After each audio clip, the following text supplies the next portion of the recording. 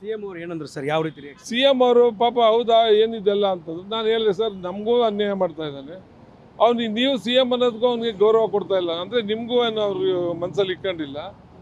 ಅಲ್ಲಿ ಇಲ್ಲಿ ಎಲ್ಲ ಕಡೆ ಸಿದ್ದರಾಮಯ್ಯ ಏನು ಮಾಡ್ತಿಲ್ಲ, DK ಶಿವಕುಮಾರ್ ಆಗಿದ್ದರೆ ನನಗೆ ಮಂತ್ರಿ ಮಾಡ್ತಿದ್ರು, ಈ ಥರ ಎಲ್ಲ ಮಾತಾಡ್ತಾ ಇದ್ದಾರೆ. ಸೊ ಇದು ಗೊಂದಲನ ನಿಮ್ಮ ಪಕ್ಷದಲ್ಲೂ ಮಾಡ್ತಾ ಇದ್ದಾನೆ, ಸ್ವಂತ ಕಾರ್ಯಕರ್ತರನ್ನೇ ದೂರ ಇಟ್ಟಿದ್ದಾನೆ. ನಮಗಂತೂ ಆಚೆಗೆ ಹಾಕಿ ಸುಮಾರು ದಿವಸ ಆಯಿತು.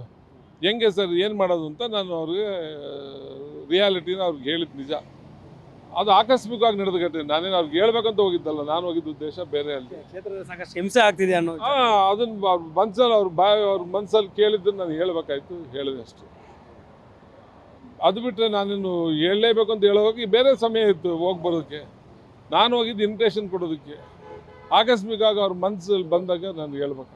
ಇವಾಗ DK ಶಿವಕುಮಾರ್ ಅವರು ಪಕ್ಷಕ್ಕೆ ಬಂದವರೆಲ್ಲ ಸ್ವಾಗತ ಮಾಡ್ಕೊಂಡ್ರು, ಅದ್ರ ಜೊತೆಗೆ ಅವ್ರಿಗೆ ಸ್ಥಾನಮಾನ ಕೊಡ್ತೀವಿ ಅನ್ನೋ ಮಾತನ್ನು ಕೂಡ ಹೇಳಿದರು. ನಿಮ್ಮನ್ನು DK ಶಿವಕುಮಾರ್ ಅವರು ಸಂಪರ್ಕ ಮಾಡಿದ್ರ ಅಥವಾ ಷಡಕ್ಷರಿ ವಿಚಾರವಾಗಿ DK ಶಿವಕುಮಾರ್ ಅವರು ಭೇಟಿ ಮಾಡಿದ್ರು? ಅನೇಕ ಸತಿ ಅವ್ರ ಗಮನಕ್ಕೆ ಕೊಟ್ಟಿದ್ದೆ, ರೈಟಿಂಗಲ್ಲೇ ಕೊಟ್ಟಿದ್ದೆ. ಸಲೀಂ ಅವರು ಮತ್ತು ಇವರು ಅಧ್ಯಕ್ಷರ ಗಮನಕ್ಕೆ ರೈಟಿಂಗಲ್ಲೇ ನಾನು ಸಾಕಷ್ಟು ಕೊಟ್ಟಿದ್ದೆ. ಯಾವುದಕ್ಕೂ ನನಗೆ ಉತ್ತರ ಬರಲಿಲ್ಲ. ಇದೆಲ್ಲ ನೋಡೇ ನಾನು ಆಚೆ ಹೋಗಿದ್ದು, ಎಲ್ಲಾದರೂ ಮಾಡೇ ಆಮೇಲೆ ಆಚೆ ಕೊಟ್ಟೋಗಿದ್ದು. ನಾನು ಈಗ ನಾನೇನು ಹೇಳಬೇಕಂತ ಬಂದಿರಲಿಲ್ಲ. ಆಕಸ್ಮಿಕ ಸಂದರ್ಭದಲ್ಲಿ ಅವರು ನನ್ನನ್ನು ಹೇಗಿದ್ದೀರಾ ಅನ್ನೋ ಪ್ರಶ್ನೆ ಅಂದಾಗ ನೊಂದಿದ್ದ ನೋವನ್ನು ನಾನು ಹೇಳ್ಕೋಬೇಕಾಯ್ತು, ಹೇಳಿದ್ದೀನಿ ಅಷ್ಟೇ.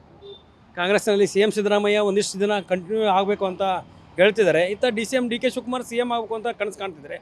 ಅದರಲ್ಲಿ ತಿಪ್ಟೂರು MLA ಅವರು ಇರೋದು ಕೂಡ ತಪ್ಪ ಅಲ್ಲ. ನಮ್ಮದೇನು ಅವ್ರಿಗೆ ಇಷ್ಟಪಟ್ಟವ್ರು ಅವ್ರಿಗೆ ನಾಯಕರು ಮಾಡ್ಕೋಬೋದು, ನಂದೇನು ಅಭಿಪ್ರಾಯ ಅದಕ್ಕೇನು ತಗೊಳಕ್ಕಾಗಲ್ಲ. ಬಟ್ ಅವರು ಈಗಿನ ಪರಿಸ್ಥಿತಿ, ಈಗ ಯಾರೆಲ್ಲ ನಾಯಕರಿದ್ದಾರೋ ಅವರ ಅದನ್ನ ಕಾಪಾಡ್ಕೊಂಡು ಪಕ್ಷದ ಸಿದ್ಧಾಂತದಲ್ಲಿ ಇರಬೇಕಾಗಿರೋದು ಅದು ನಿಷ್ಠಾವಂತ ಕಾರ್ಯಕರ್ತರ ಒಂದು ಪ್ರಶ್ನೆ.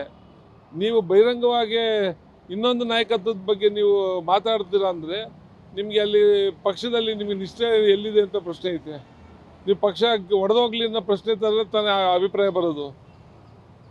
ನೀವು ಸಿದ್ದರಾಮಯ್ಯ ಅವ್ರ ಲೀಡರ್ಶಿಪ್ನ ಹೈಕಮಾಂಡ್ ಕೊಟ್ಟು ನೀವು ಸಿದ್ದರಾಮಯ್ಯ ಜೊತೆ ಇರಬೇಕು. ಶಿವಕುಮಾರ್ ಅವ್ರು ಕೊಡ್ಸಿದ್ರೆ ಶಿವಕುಮಾರ್ ಜೊತೆ ಇರ್ರಿ, ಪರಮೇಶ್ವರ್ ಸಾಹೇಬ್ರು ಕೊಡ್ಸಿದ್ರೆ ಅವ್ರ ಜೊತೆ ಇರ್ರಿ, ಯಾರು ಬೇಡ ಅಂದಿಲ್ಲ. ಬಟ್ ನೀವು ಒಬ್ಬರಿದ್ದಾಗ ಇನ್ನೊಬ್ಬರ ಬಗ್ಗೆ ನೀವು ಎಲ್ಲರ ಜನಗಳ ಮುಂದೆ ಹೇಳ್ಕೊಂಬರೋದು ಎಷ್ಟು ಚೆನ್ನಾಗಿರುತ್ತೆ ಸರ್. ಇವತ್ತು ಕ್ಷೇತ್ರದಲ್ಲಿ ಅಭಿವೃದ್ಧಿ ಕೆಲಸ ಆಗ್ತಿಲ್ಲ ಅನ್ನುವಂಥ ಆರೋಪವನ್ನು ಮಾಡ್ತಿದ್ದೀರಿ, ಇದನ್ನು ಯಾವ ರೀತಿ ಮುಂದೆ ತೆಗೆದುಕೊಂಡು ಹೋಗ್ತೀರಿ? ಇಲ್ಲ, ಇದಕ್ಕೆ ನಾವು ಹೋರಾಟಕ್ಕೆ ಇದು ಮಾಡಬೇಕು ಅಂತ ಪ್ರಶ್ನೆ ಇದ್ದೀವಿ.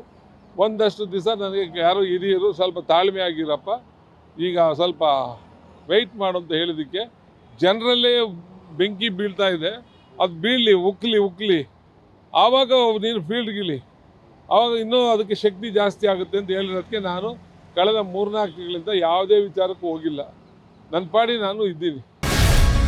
ಗ್ಯಾರಂಟಿ ನ್ಯೂಸ್, ಸುದ್ದಿ ಖಚಿತ, ನ್ಯಾಯ ನಿಶ್ಚಿತ.